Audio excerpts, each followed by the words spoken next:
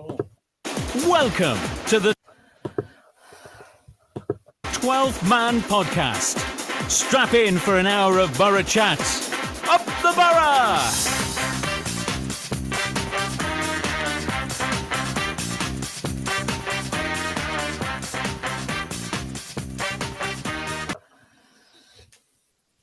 I think that worked. Right, good evening. Welcome to the 12-Man Podcast, live, uninterrupted, on Facebook, on YouTube, on Spotify, Amazon, Deezer, everywhere else you can get our podcast. So you got me, Steve Jackson. I'm in the main chair as usual. Mr. John Donovan's with me. Evening, John Don. Good evening. You all right? I'm good. How are you? I'm fine, thank you. Had a good weekend. I'm glad. I'm delighted. Mr. Jamie Dalgar's with us. Evening, Dally. Doing, boys, all right? Yeah, we're doing good, mate. We're doing good. And all the way from Australia, Mr. 5K himself. Rye's with us. Evening, Rye. Good morning. How are we, everybody? We are doing good. How are you? Doing really well for 4 a.m. Not too bad at all.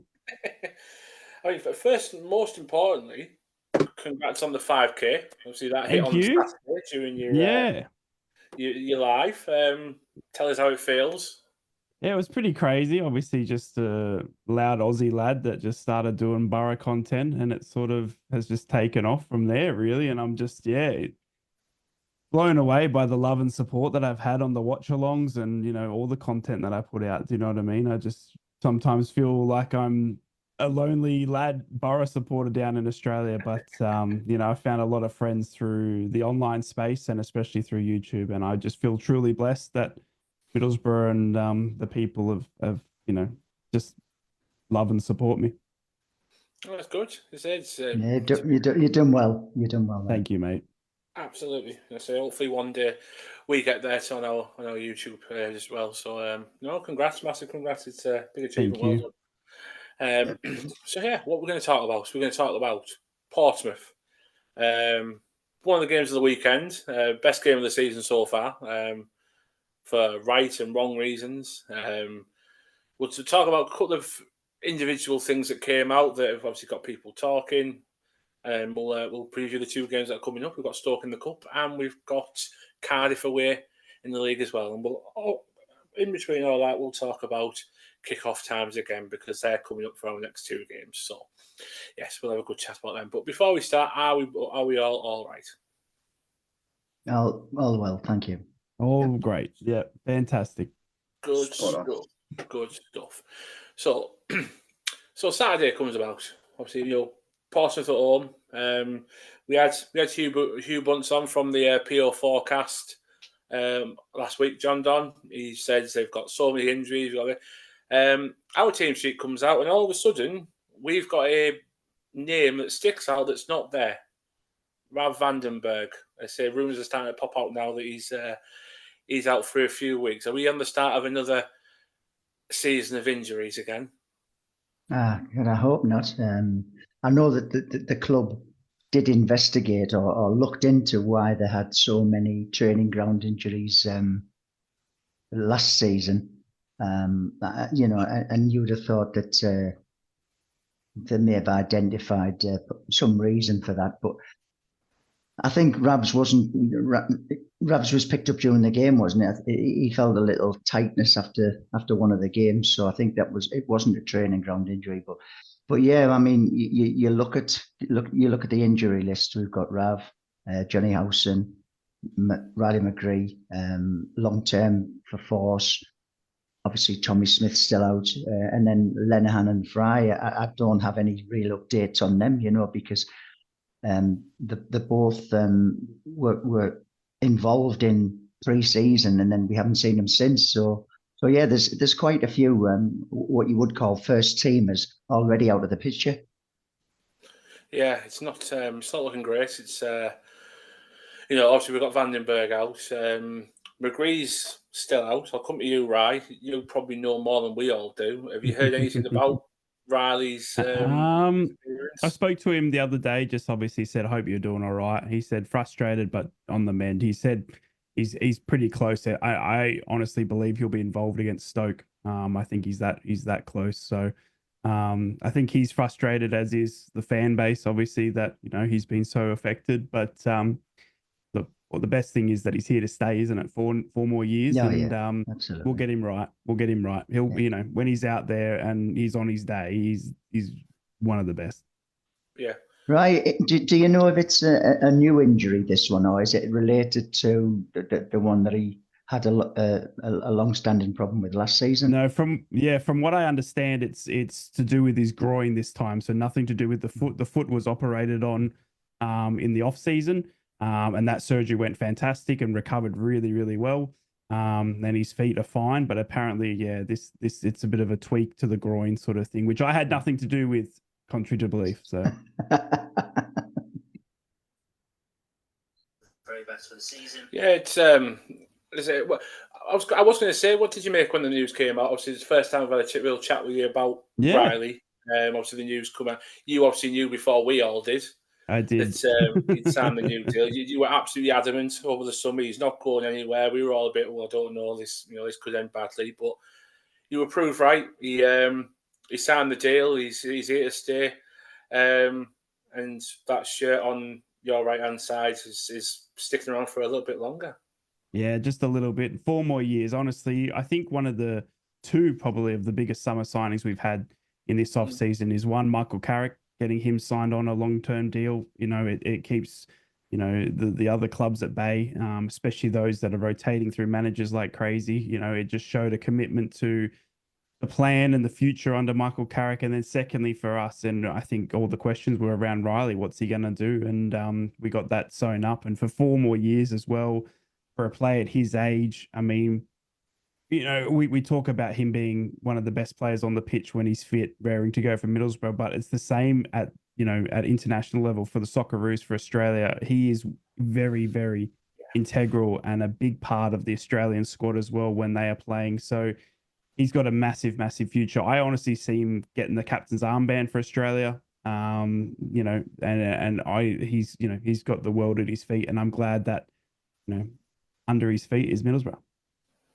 Yeah, definitely. It's I know there was obviously a lot of doubts over the summer. Like I said there, a lot of fans saying we don't know if he's going to stay, we don't know if he's going to go. Very in and out the squad, obviously due to his injuries, and we didn't know if Carrick quite fancied him in some games over others. But I mean, deep down, when we all put it to bed, we're all delighted that he's still here. He's one of the best players in this league by a long, long way. I'd say the best when he gets going. He's an absolute wizard when he gets going. So, yeah, absolutely delighted. But Steve, can I just jump in there? I think with that as well, it was quite funny before the end of the season, because there was always the rumours that Carrick's not having him, him, because he would bring him off on 70 minutes. But looking back, was that Carrick? That must have been Carrick managing his injury, managing him coming back from that injury, because I think if we'd have rushed him back, if we'd have been playing 90 minutes, he wouldn't be, he could have been out for a lot longer. So I think that how they've managed that has been done really well. Yeah, you could tell as well, just quickly, as well, he was frustrated. He was a frustrated guy, and we didn't see the best Riley, and he knew that last season. He was angry. He was bitter because of his body letting him down. It's the first time in his career as a professional footballer he's had really injury-plagued issues. So, he was frustrated. He was not himself, and he was flying back and forth. Obviously, get fit, then he'd straight away. That's just a bad timing. He had the Asian Cup, straight away. As soon as he gets fit, goes away for that. Plays in humid heat in Qatar, and doesn't help his injury or recovery, and then Borough don't see him, sort of thing. So it was frustrating, but we're over that. And as I said, I think we'll see him tomorrow night at Stoke.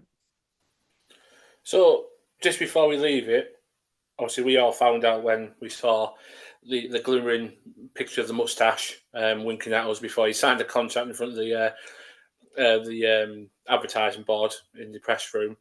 How before that did you find out? Was it a couple of days before that he had to keep stum, or did you find out when we did? I knew about 24 hours beforehand. I think it was sort of like new, and I was getting a lot of whispers that it was done and not to worry and stuff like this. So he was nonchalant with me though. He wanted to see my initial reaction. He didn't tell me a thing, the cheeky bugger. But no, I had been told. So yeah, and honestly, it was fantastic. And yeah, when I heard and when I knew, I was just over the moon. As I said, I thought it was one of the biggest signings we had in the offseason was signing Carrick and him to a new deal. You know what I mean? We talk about Aidan Morris and their importance and, all these new boys, but keeping the likes of McGree and Carrick is just as important, if not more. No, absolutely right. I mean, I'll chuck Johnny Housen in there as well. But yeah, no, you're absolutely right. It was key. We got him tied down. If he was he still wanted to be here and still wanted to represent the club, then we were more than happy to have him. But so you obviously switched on for your live. It's God, what time was it over there? I imagine it'd be about just after midnight. It started the game. What did you make of the team when it came out? Obviously, a couple of changes. Say Conway, Hamilton on the bench. What have you made of Borough's business this summer? Yeah, it's been a quieter summer, hasn't it? And we needed that after last season. You boys would know, more than anyone. We had 13 signings, last summer. Only 4 or 5 now. And I think the key word that Carrick kept talking about was continuation, and that was having the same squad that finished the last day of last season starting this season. And we saw that. There's been rumours around Latte Lath, and that can be squashed as well, I think, because I've had funny messages from his agent every time he sees rumours. But the continuation of the club and the players on that pitch was integral to it, and we wanted to kick off right where we left off, in that last day performance. And albeit unfortunately, we've just been frustrated again by injuries, especially in that centre back role. You know what I mean? I mean, to lose 3 out of your 4 centre backs. I mean, we saw on the weekend defensively that we're struggling, but look, Aidan Morris is Captain America. I love that kid. Him and I are gonna, probably do the Titanic off the Empire State Building at one stage, I think, because, I'm in love with him. Bergzorg, I think, has got that selfishness to take him on and have a shot, you know what I mean? But I think, look, we need that sometimes, and maybe we don't need that sometimes, but, we can see what he's capable of. And we've got, the young Harley Hunt there as well, which I think we're going to need by the looks of it with all the centre back injuries we've got. And this, even Neto Borges, the Brazilian now that we're being linked with, he looks like a real talent down at left back as well. So it's been a solid summer. And I honestly, you guys have spoken to him here on the 12th Man podcast, but Kieran Scott and especially Chris Jones, who I'm good friends with, the recruitment staff there, I think have done a stellar job, and they've recruited exactly what we needed. Yeah, you're absolutely right. There was a lot of this time last year. There was a lot of backlash at both their doors, saying, what are they doing? They're bringing a lot of bodies in. What we do, why are we signing players from this caliber of league that we were going for? It was the youngsters we were aiming at, but 12 months on, we just look in such a strong position, squad wise. We've even let one go. Out on loan, Sammy Silvera went out to Portsmouth. He looked very gutted about that. Obviously we didn't see him on Saturday, but hopefully that time does him some good. When he's out down on the south coast, he gets some more experience in the Championship, toughens up a bit, and comes back to us even better and stronger than he was when he went down as well. So. Yeah, it's exciting times to follow the Borough. Let's face it, it's really exciting. But Dally, what did you make of the team Saturday that you saw? I'll be honest with you, I saw the team as they ran out onto the pitch. I was at work, and I had to get a quite a swift move on up Linford Road to get to the ground, but from work. But so I saw them as they come out. I was trying to work it out, and got talking to Chappie, who obviously used to be on this with us, and he went through it with us. And to be fair, it's what I expected. It's like you say. I know that there was whispers about Vandenberg being out. Obviously, that was my confirmation at that point, because I hadn't really been on socials last week. So a bit frustrated that Vandenberg wasn't there, but I was more than confident in the 11 who were put out that they could get the job done. Yeah. I mean, keep that in mind. Yeah.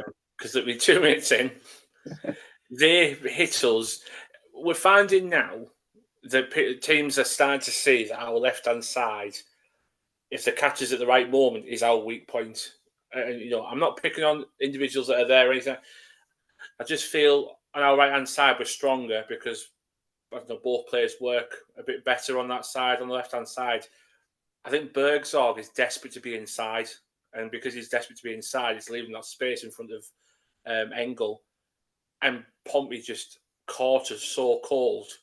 We were just putting flags away and stuff, and getting settled down, and all of a sudden they hit us with a big left hand, and also it was like, right, we're in the game here. I think what you said there about Bergzorg, I've watched the highlights back, and I know exactly. I feel exactly the same about Bergzorg. I think he goes missing, and he does leave.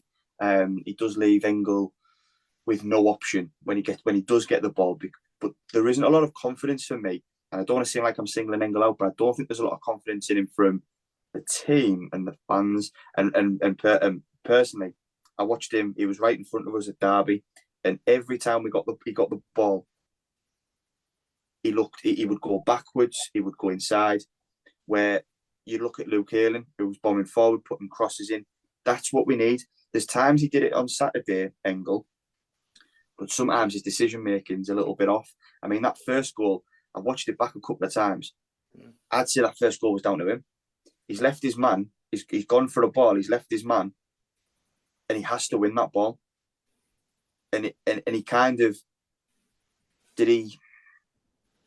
I can't say it because obviously we're on the radio, but did he out of it? Did he shout of it? Shall we say? Yeah. And then Clark's caught in a position where he doesn't want to be. If Engel stays with his man and they do get down that side, Clark's in the centre of the pitch. Everyone's a man over, and I'm quite confident we clear it. Yeah, I agree. I mean, he went into that challenge. It was a rash decision, and once he'd made that decision, he had to go through with it. But yeah, he didn't go in 100%. He sort of like pulled out a little bit, and that left the left back spot exposed. And like you said, Dally, the defence all moved across, and the goal scorer would have been marked by Matt Clark, but he was left in the middle on his own, just to sort of connect on the ball, and luckily for them it went through legs and everywhere. It went through the legs, and Dieng was late to see it, and it just went through him as well. But yeah, it was that initial move down the left was the fault of Engel, in my opinion. Yeah, he didn't. I was trying to be a bit polite on the boy, but he's absolutely just torn that up. But no, that's exactly where it came from. It came from the left-hand side. They targeted that straight away. Obviously, thought that's the place to hit them, and they hit us. They hit us. They say quite brutally, because before we knew it, before we could blink, we were one down, and I thought, oh God. I don't even think the target, Jacko. I think if you watch the first goal, I don't think the target it. There's a ball that's gone across to the left-hand side, and Engel's gone, I'm going. And like you say, because he's not in 100%, then they've gone, oh, there's a big bit of space here. Bit of a jink, and he puts it to the right-hand side and the ball across. I don't necessarily think that they were pumping it at him and they were doubling up on Engel. I just think he's lost his head for a second and gone, I'm making that. But then realised he's not going to get it halfway through. Yeah, it was literally two passes, wasn't it? Pass, all of a sudden they're in behind, and the square ball's on, and they say there's Sadie to tap it in to make it 1-0, and you think, oh God.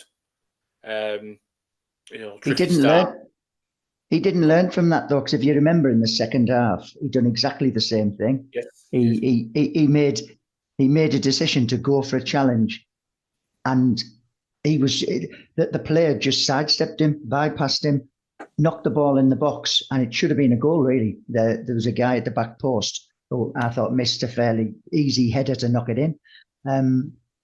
So it was the same rash decision making that he did in the first couple of minutes, and we were lucky that we didn't. We were lucky that it didn't go to like 3-1. I think it was 2-1 at the time.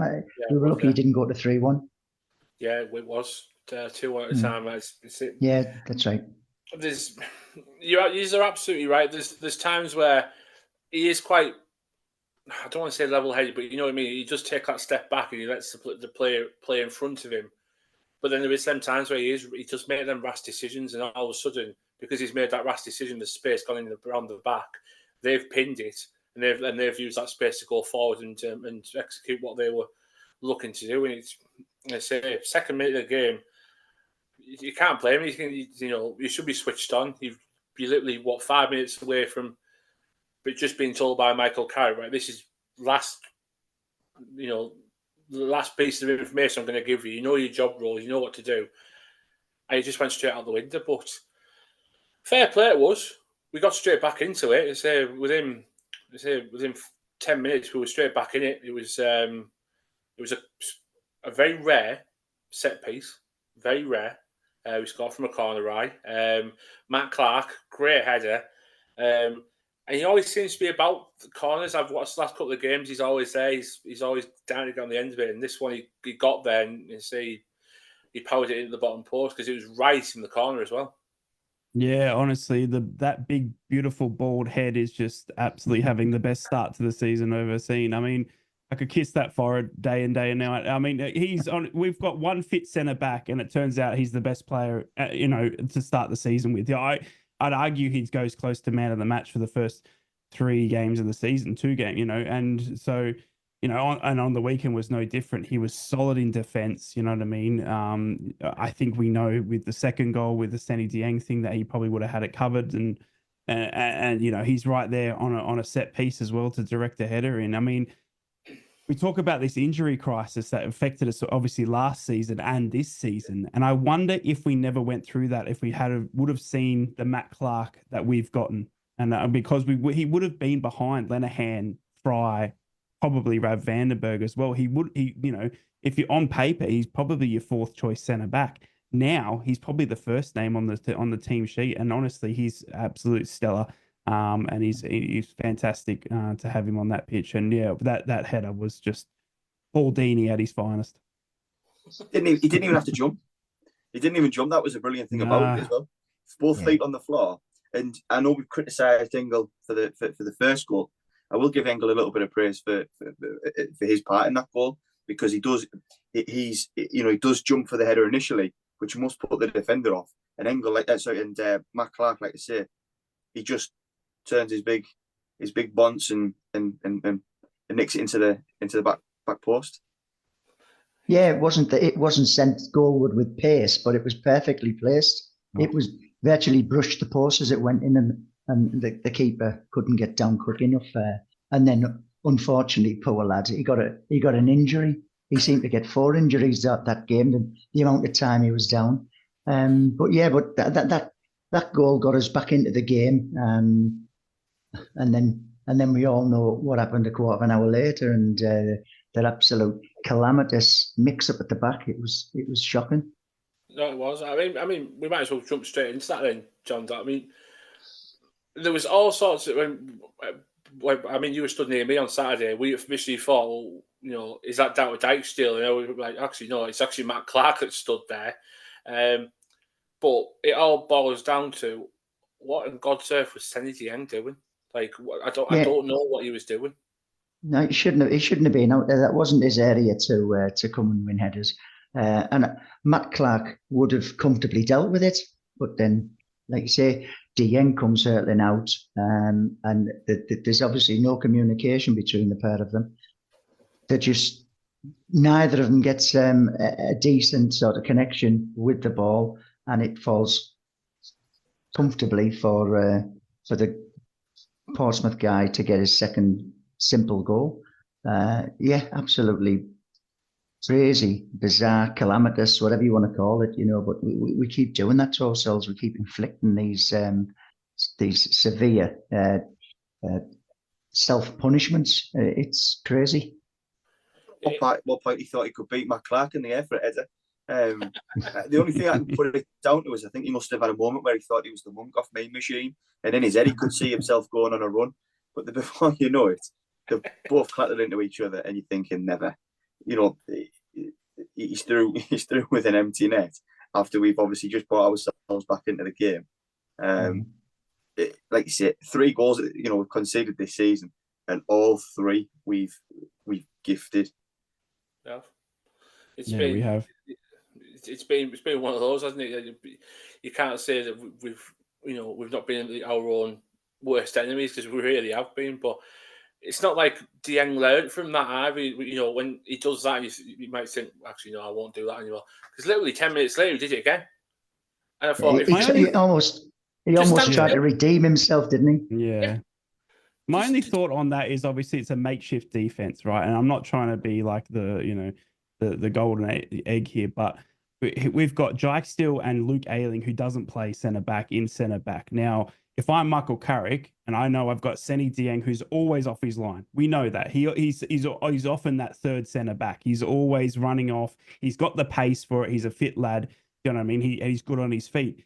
Maybe if I'm Michael Carrick, righto, we've got Matt Clark as our only fit centre back, Seny. Maybe when the ball's coming down there, just come out a little bit, maybe help these lads out, because we've got 2 right backs. You know what I mean? We've got a left back, by the way. Engel had a broken wrist. He had you saw it, he had a broken wrist and he's still playing on. Do you know what I mean? So, and maybe the talk was Seny, get out there and help them a little bit. Try and win those headers or something like that. And obviously it hasn't worked out. But I mean, I'm just playing devil's advocate because I think, maybe, it's the type of player that Seny is. We know how far off he comes off that line, how quick he is to come off that line as well. Maybe they thought he could help out or not, but obviously it's not gone in his way. Well, that's it. It's like maybe he's doing that. I think the most frustrating part is when he tried to do it second time and then made an absolute mess of it again. If he just stood still and put his hands up, he'd have caught it. There'd be no problem, no worries, and you think, right, start again, move on, move forward. But I don't know whether he watched Superman that morning. I don't know. And thought, I could do that. I could have a go at that. And he's given a couple of goes, and both times his bodies went, no, you can't. You can't do that, mate. Stop. But I say, luckily, second time it didn't cost us. Because after that, I say, once half time came, we got him back in the dressing room. We must have said, right, bolt your feet to the floor. Don't do it again. Because second half, we absolutely dominated them. I know they had a couple of chances, Portsmouth, in the second half, but second half, we absolutely dominated them. And how we only scored 1 is absolutely ridiculous. I mean, the chances we had, some of the saves Will Norris made was incredible. The one from Hackney. Latte Lath almost got a bicycle kick. And somehow this Superman of a goalkeeper that, by the way, looked down and out that he'd been shot in, after the first Matt Clark header. It's somehow mad this, Latte Lath almost had goal of the season locked up round 3. I know. It was, he played a worldie. I think Portsmouth put a video out this morning as well, obviously giving a bit of appreciation to him, but it was a bit of a bit of housery from him as well. 4 times he stopped play. He did it first time, and straight away I went, right, what price did he get booked? And I got a good price, and I got paid out within 5 minutes. So we did. When you look at that, Steve, you've just said there, obviously the housery from the goalkeeper. Derby did it against us last week. Yeah. 15 minutes in, and Derby County a time wasting.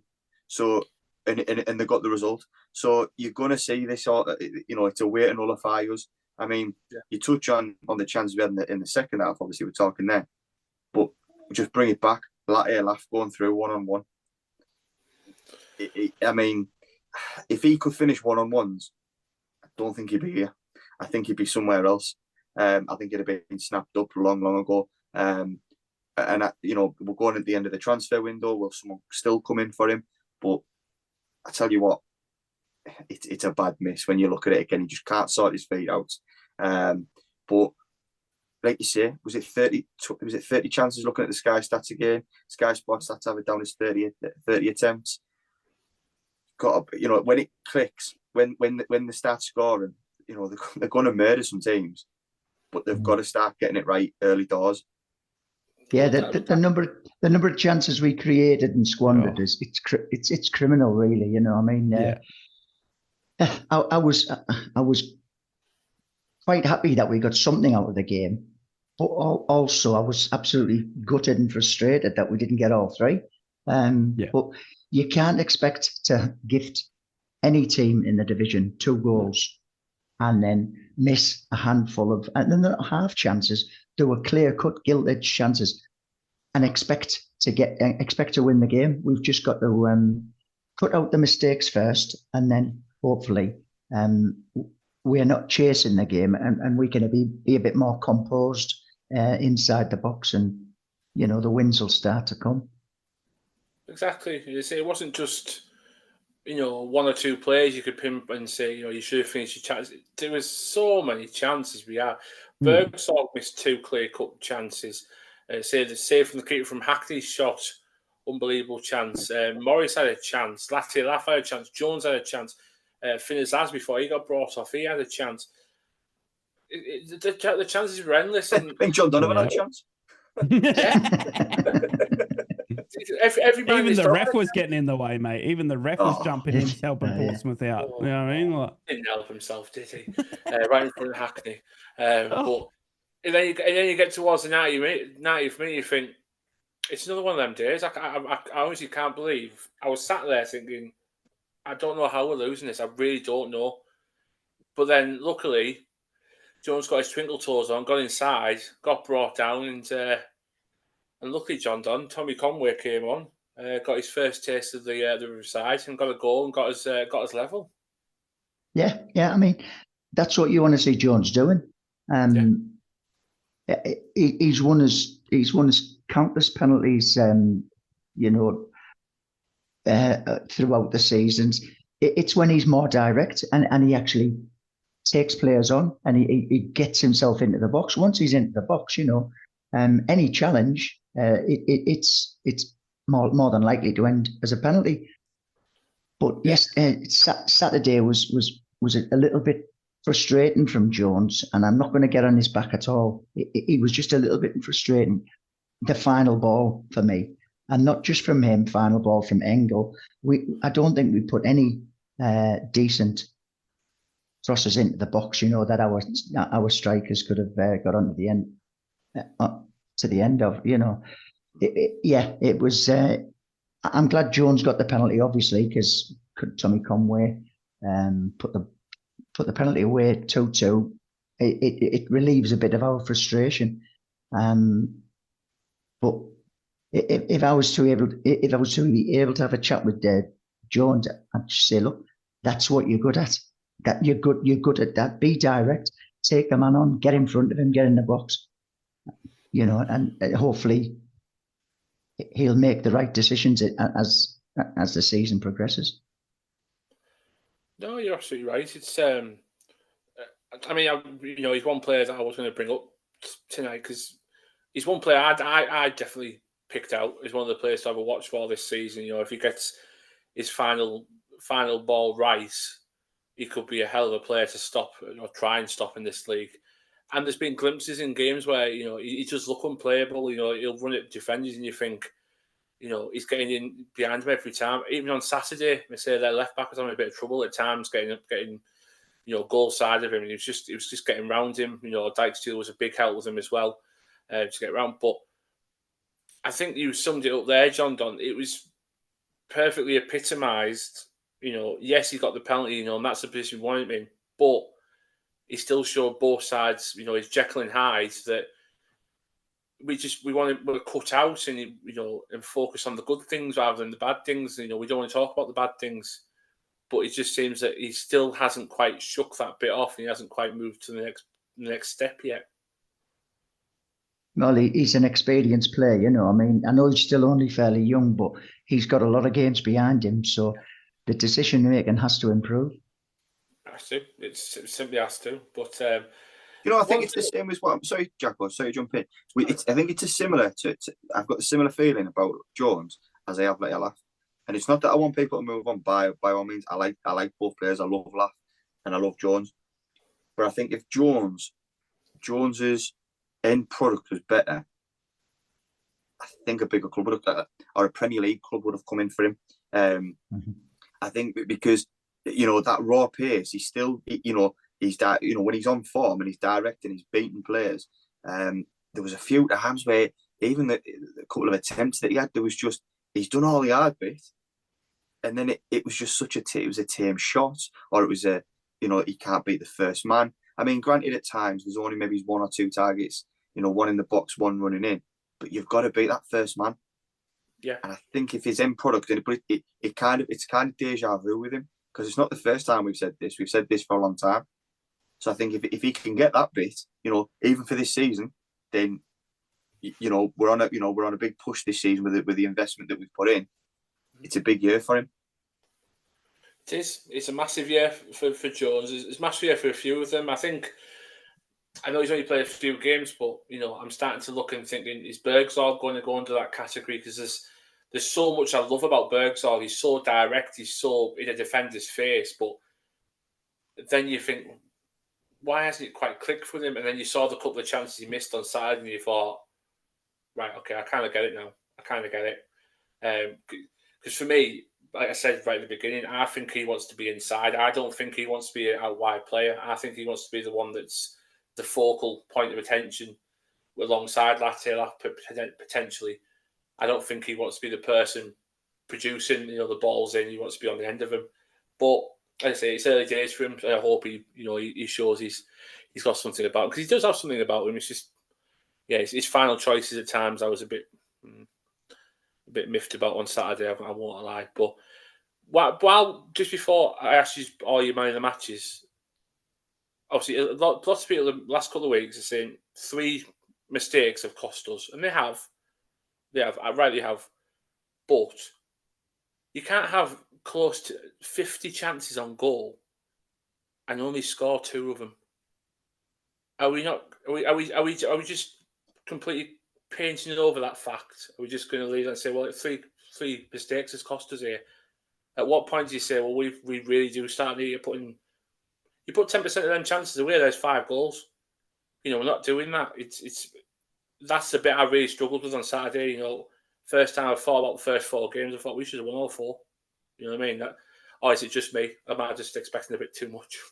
No, I think you're absolutely right. One thing I saw with Derby and Portsmouth especially was, and talking about Jones, I think there seems to be a bit of a collective sort of understanding now that if you're going to play wider against us, Jones is going to beat you.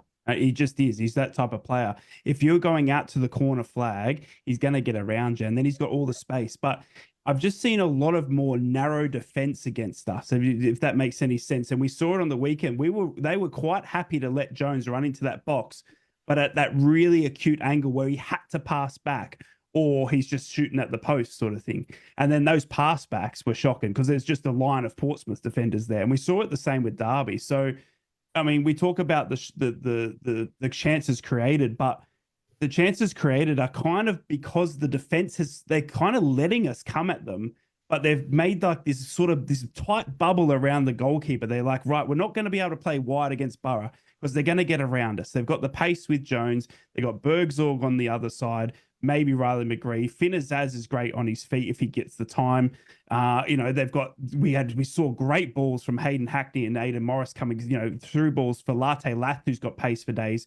So maybe we just become this tight sort of bubble around the keeper, let them come, because then all we have to do is stop that final product from that acute angle that we're letting Jones and that come in. And that's what I'm seeing is that the chances, obviously, we're creating because we've got the flair, we've got the firepower, but you've got to look at that defense efforts from Derby and Portsmouth, where some teams, the smart they've got, good, analysis and all that in their clubs, that if they can just tighten it around the keeper, then we can't sort of get in. Yeah, no, you're absolutely right. It's I've noticed that the last couple of teams we've played, obviously being Derby and Portsmouth, they are very compact. It's basically, we'll defend within our 18-yard box kind of thing, them 2 lines. And getting in between is something we're going to have to figure out. It's something we struggled with last season because a few teams did it against us last season. But as I say, I know the keeper made some worldy saves on Saturday because he did. There were some saves I thought, I don't know how he's got to that. I really don't. But the chances we missed were criminal. They were absolutely criminal. And I'll re-emphasise the point I was making. I think if we are not behind in the game, then our forwards might have a bit more composure in front of goal, and you know those chances that we missed might find the back of the net. But like I say, Derby, Portsmouth, we're giving the lead away cheaply, and we are maybe snatching at chances because we are behind. We know we've got to get back into the game. I think we all know, players and fans alike, that we're a far better team than Derby were, and we're a far better team than Portsmouth were. But we got 1 point out of 6. It's not good enough. It's frustrating for us as fans. It must be frustrating for the players, and I think maybe that's why they're maybe snatching at chances, that the concern that they need to get back into the game as quickly as possible. So I'd love us to be able to cut out this silly errors and handing goals to the opposition, so that we can at least play with a little bit more relaxation in front of goal. No, you're right. No, you're absolutely right. It's we've got to get the balance of both, I suppose, right. You know, we can't. I fully appreciate, fully understand. You can't give them sloppy goals away. You just can't. If you're going to have any chance of going anywhere near the top 6, 7 man promotion places, you're going to have to cut their mistakes out. But like you said, Dally, though, one game will get them, 25, 30 shots on goal, and we'll give a team a good hiding. It'll come this year. We say every year, there's always we'll give this team a hiding, we'll give this team a hiding. But this year, you just feel that we've got too much quality to not let 23, 22. Yeah, no, you're absolutely right. It's we did give them teams a hiding, didn't we? Likes of Hull and Norwich, and that we did get stuck in. We actually got the goals in, but yeah, we can't keep producing the amount of chances we do and not putting 3 or 4 past teams. We just can't. But we can't let teams have a goal start every time. So there's work to do. But positive is we've got 4 more points than we did this time last year. It's a positive. So we have started. We're on the board. We're moving. They say don't ask me about the table. I don't know where we are. Don't know. Don't care. Not bothered. We'll look at that from October onwards. But I'll start with you, Rye. Who was your man of the match on Saturday? But I imagine you're going to say Matt Clark. Easy, yeah. Matt Clark, definitely Matt Clark. I mean, the Baldini was everywhere. He was up front, he was down back, he was just flying around like, the beautiful bald saucer that he is, honestly. And it's just incredible to see him playing week in, week out. I think it's a privilege that we've got such a solid centre back, which is the only fit one. So, yeah, Matt Clark for me. There you go. John Don, what about you? Latte laugh. I know he missed a glorious chance in the stroke of half time, but he chased down everything. He never dropped his head. He kept on going, and he was unlucky not to score. And I'd give him my man of the match just purely and simply for the effort that he put in, and he kept on chasing everything. Yeah. I can't really badly against anything there. Dally, got you? Matt Clark. I think obviously he got the goal, but and everything that Ryan had said. But what I would say, I absolutely love about him, and from where we are up in the North Stand and watching him in that in the second half, he wants the ball and he wants to make things happen. He's always demanding the ball, and you can see he's always looking forward. And I absolutely love that in a player. He's got the confidence where he wants to drive us.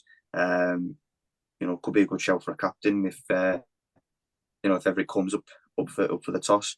I know he gave it to Whalen, but when you've got a player who's trying to take the game by the scruff of the neck, it's always inspiring to watch. So Matt Clark for me. Yeah, He's brilliant in Matt Clark. He gets a big, massive mention from me as well, to be quite honest. I love him. It's just weird, you think 12 months ago, he was nowhere near the team. We didn't know if he was going to be part of this club ever. His injuries were so poor. There was, we didn't know how far he was with his back problems. We didn't know. But one player I'm actually going to give it to is Hayden Hackney. I thought Hackney was absolutely superb on Saturday. I thought he was brilliant. He directed Morris perfectly on Saturday. I thought he took the lead in that midfield. He was back to the Hayden Hackney we all know. And, when we look and see, that's why the bigger clubs are interested in him. He was everywhere Saturday. He did everything but put the ball in the back of the net. I say it took a couple of the good saves from Norris to do that. But, I thought he was fantastic. He definitely gets man of the match, to be quite honest. So there you go. That's Can I just ask your opinions on the penalty? Not the actual foul, but the taking of the penalty. Did you think, like I did, that it was already agreed in the dressing room that should we get a penalty, and if Conway was on the pitch, then he would be the designated penalty taker? Because there didn't seem to be any sort of arguments or nobody picked the ball up and snatched it off each other. It just seemed that it was already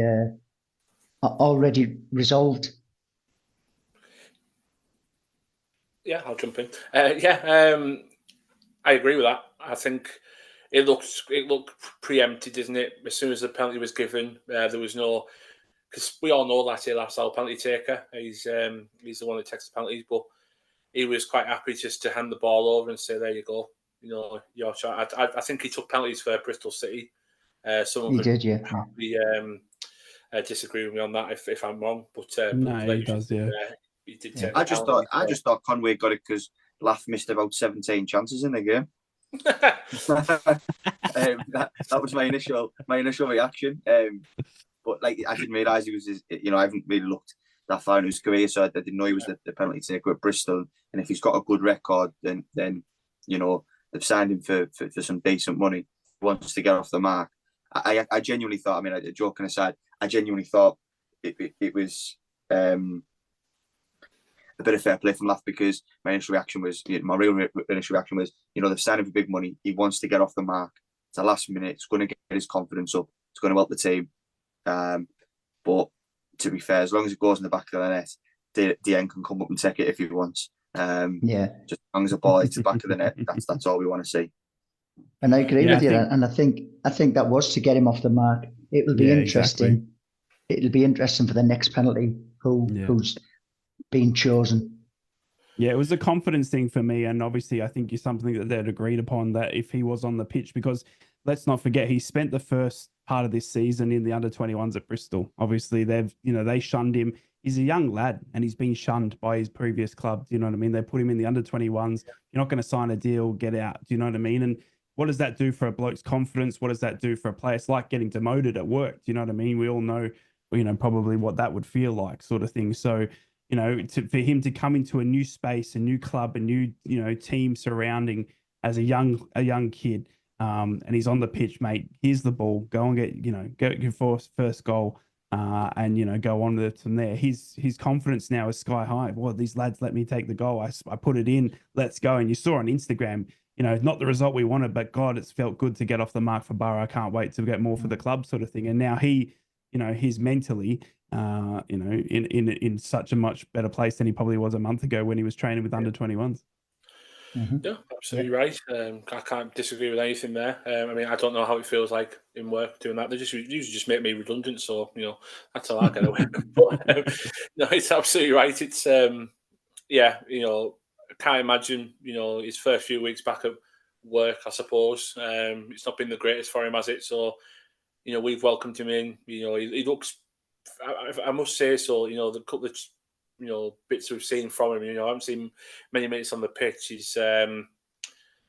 He's fitted in straight away. He's not had to. Players have time. Where they've got to fit in, find out how we play. What kind of positions he's got to take up. But he's just slotted in straight away, and he looks really good. He looks really good at this level, and looks like he can get even better. So Yeah, I think we've got a really good player on our hands. I really do. So, more to it. Bring him on. I've got comments there. Paul Ronald said he was their penalty taker, 8 taken, no misses. So, says it all. And it was a confident penalty as well. He stepped up, give the keeper the shimmy. Norwich practically at the floor. So, yeah, he looks good. He's got a bit of class about him. So, yeah, hopefully, Keeper got injured. The keeper got injured at his dab the wrong way, didn't he? Yeah, I think he snapped the things on his other hand, poor guy. But no, Poor guy. I know. I'm just trying to be both sides of the coin. But yes, we move on. We've got a busy week this week. We did have a prediction come through from the Stoke podcast. It was lovely to send us his views. We've over talked a bit too long, so I can't. What I'll do, I'll put that up on our socials and let you know what he really thinks about what'll happen. All I'm saying is he thinks they'll get beat 3-1, so take that for what you will. But Tuesday night, tomorrow night, I can see us making a few changes, but I can only see that being a positive. Like Sol Brink coming in, Mika Hamilton will probably come in, Tommy Conway may start. Barlas will probably come back in to give Alex Gilbert. But Gilbert, there's so many players coming Coburn. in. Coburn, exactly. There's another one. Yeah. The best part about it, we're saying them names and we're not disheartened by these changes being made because every player in the squad is just it fits in straight away and they know what the job is and we've got confidence that they'll do the job as well as the next person, to be quite honest. Yeah. I mean, you mentioned all them. There's also George McCormack who may make an appearance at left back. Absolutely. Yeah, there's a good squad depth now, and there's a lot of a few youngsters, but a lot of experience in the names that we mentioned to come in tomorrow. So I'm hoping that we can get our first home win of the season. Sorry, this isn't because we beat Swansea. But get a confident home win, and it'll progress us through the cup, and also give us a boost in confidence before we travel to Cardiff. Exactly, and one player that may make a start, may have to come in, obviously with the injury problems we've got at the back. You mentioned him earlier, right? Harley Hunt. He's 16 years old. We don't know what he's like at this level. Obviously, me and JD got the pleasure to see him at Harrogate for half an hour. He came in and slotted in straight away. He's a unit of a kid. He's a big lad for 16. A big boy.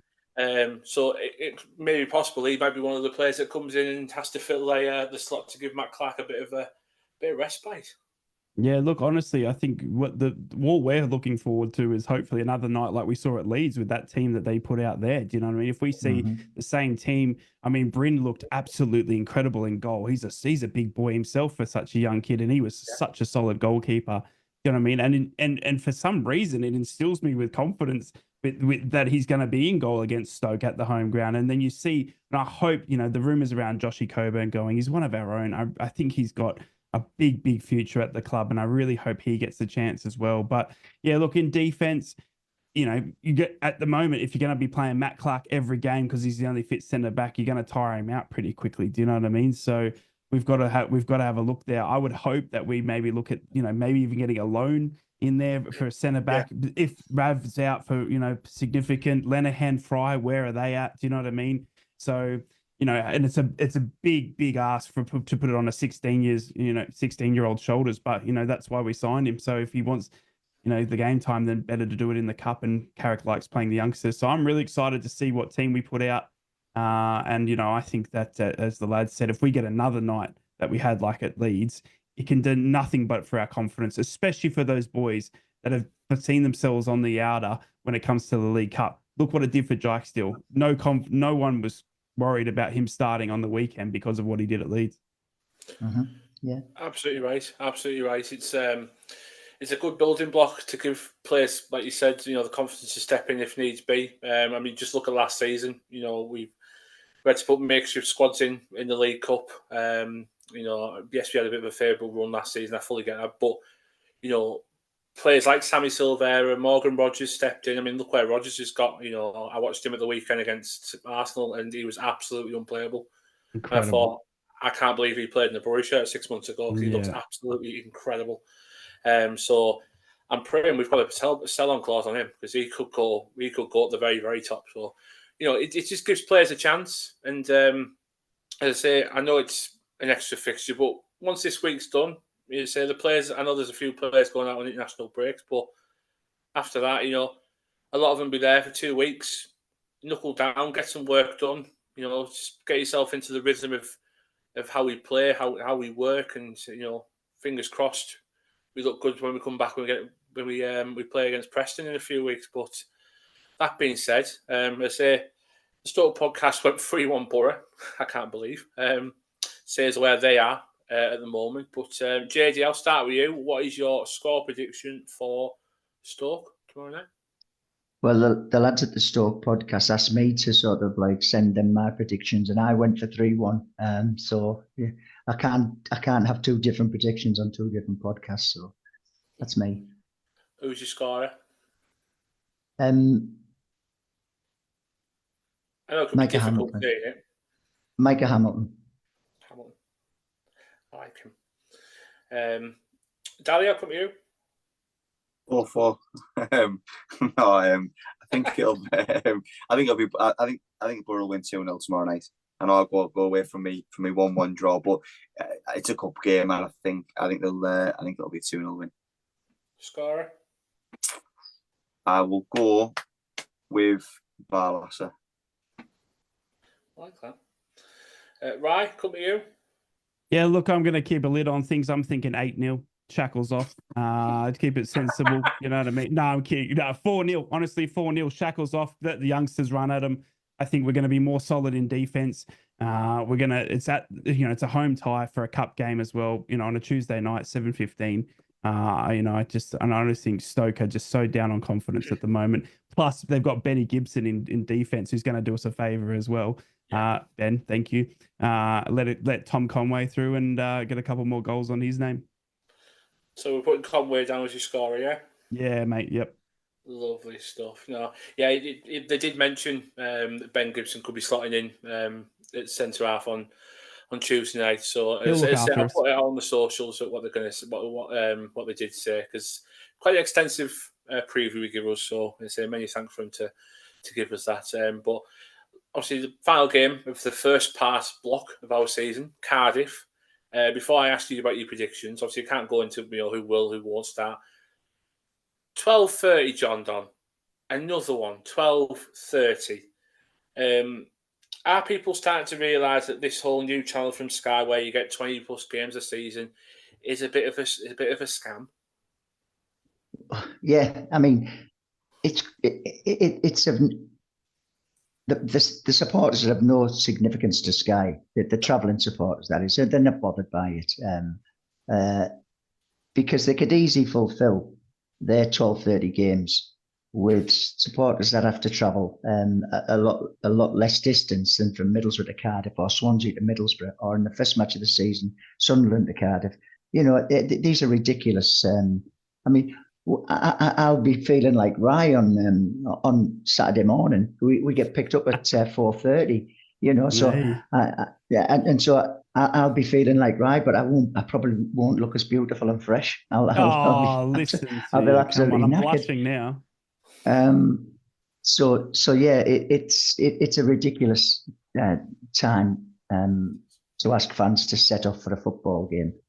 It is. It's madness. But anyway, that's how it is. So yeah, we'll be there. We'll be cheering the lads on and looking forward to cementing their misery at the bottom of the table. Yeah, absolutely. You're absolutely right. Sky don't care. Obviously, the part of the world I am. Newcastle were down at Bournemouth on Sunday. They set off at 2:30 in the morning for Bournemouth on Sunday. 2:30. That's not a time to set off for an away day. That's ridiculous. That's a time to come out of a nightclub and join the taxi rank, isn't it?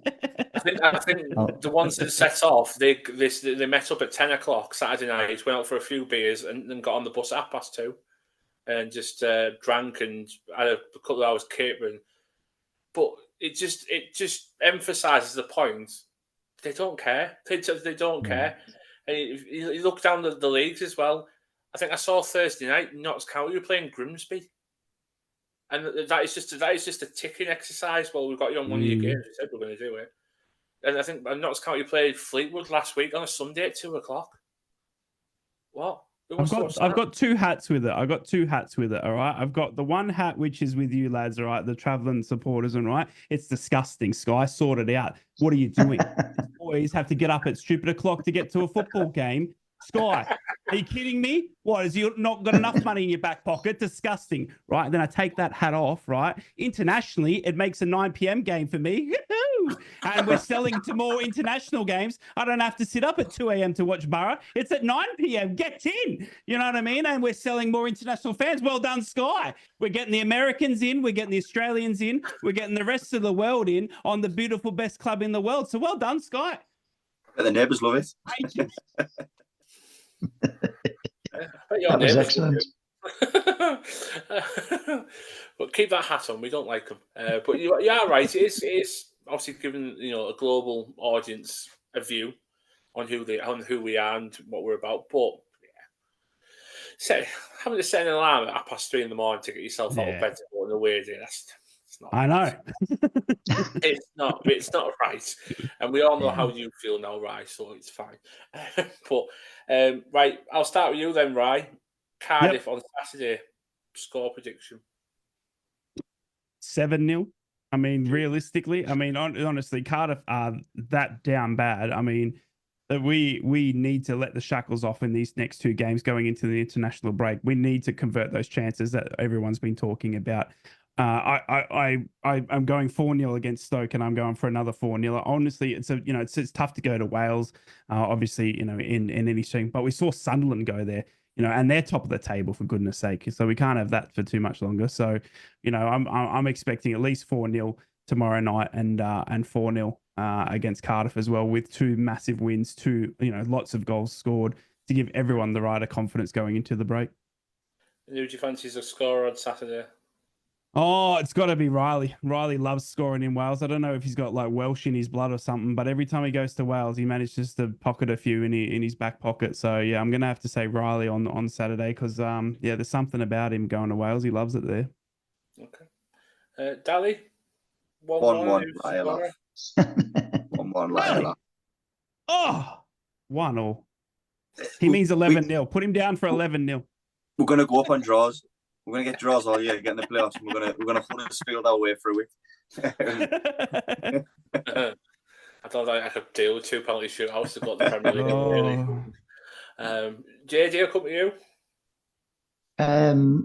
I think it'll be a 2-0 victory to Borough, and Latif will bag one of the goals. Okay, fair enough. I've gone 4-1 Borough. Hayden Hackney will get one. 4-1. Yeah, I think we'll get 4. As long as the ref gets out of the way. Yeah, as long as the ref gets out of the way. I just saw enough yesterday. I watched Swansea Cardiff yesterday. Cracking game of football, by the way. I had to wait till the 100th minute to watch it proper kick off, but it was a proper game of football. And I just saw enough about Cardiff to think, I mean, this could get clipped and all sorts. That we got stuck in the way. I thought, you know what, we could get that about them, definitely. So best predictions done. Before I go, obviously just want to give a big mention to the news that came out today. Former England manager Sven-Göran Eriksson passing away, age 76. We all knew he was suffering from a long illness, unfortunately. And it did come out the other day that he'd recorded this final message to say, live life to the full, enjoy it, etc. And people see him, John Don, as one of 2 managers, one that gave us some of the best success with England, but also someone that couldn't quite get the best out of the golden era of players like Lampard, Gerrard, Scholes, Beckham. That 06 squad was a hell of a squad, but end of the day, he was the guy that picks Steve McClaren to take the job, wasn't he? Yeah. Looking back, I mean, apart from his stint as England manager, looking back at the success he had in different countries at club level, he was obviously very talented, and I always thought he was dignified, and I think that showed when he released that sort of like, I don't want to call it, but it was like an end of life statement, you know. And I just thought that must have been really difficult to do, but he done it with dignity. And you know, it's sad really, because never met him, but you sometimes grow to like people through what you see and hear of them on TV or in interviews. And yeah, he seemed to be a nice, approachable guy, you know. And yeah, it's sad to see. So Yeah, I hope he's fondly remembered. absolutely. And I say I did meet him the once. It was before. It was actually before Borough's game against Stour. I've got his signed autograph, signed the programme that I bought that night, so it's still wrapped away with all the memories I've got of the UEFA Cup. But he had all the press round me. I remember it. He had all the press round me, obviously bothering him about, you know, who's going to take the next job, who's going to take this, and he ignored them all to like basically get a pen off me and sign an autograph. And it just showed what kind of guy he was, that he forgot about all the noise behind him and he'd rather speak to a 15-year-old fat lad who just wanted a bit of a signature off him, really. So, yeah, you know, but you rightly say it's his success over the years with the teams he managed, but say like Lazio, etc. Yeah, fantastic. No, it was, you know, beating the Germans 5-1. You know, oh God, you know, yeah. lives in the memory. You know, beating the RGs in the World Cup. You know, David Beckham penalty 1-0. You know, some of them, you know, games stand out. You know, in the memory. You know, you've got to remember as well. He was manager of England when they played at the Riverside. So you know, obviously they brought the you know, the international team up to our part of the world. You know, like you say, he took Steve McLaren. I heard Steve McLaren's interview today, and I did cringe, but before it, because I was wondering, right, what accent is he going to put on? Is it going to be Jamaican? Is he going to put a Swedish one in honor of him? But no, you know, some real, you know, some every interview you've heard have been kind words about him. But you know, first foreign manager to manage England, and yeah, like you say, always came across as a nice guy.